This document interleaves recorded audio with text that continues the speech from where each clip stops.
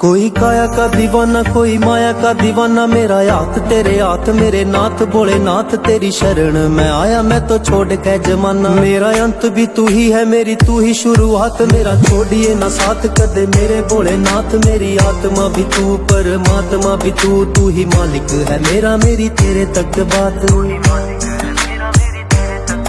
होवे जन्म तो दिखे माता पिता मैं भी तू, मरे पाछा शमशान आली चिता मैं भी तू। कण कण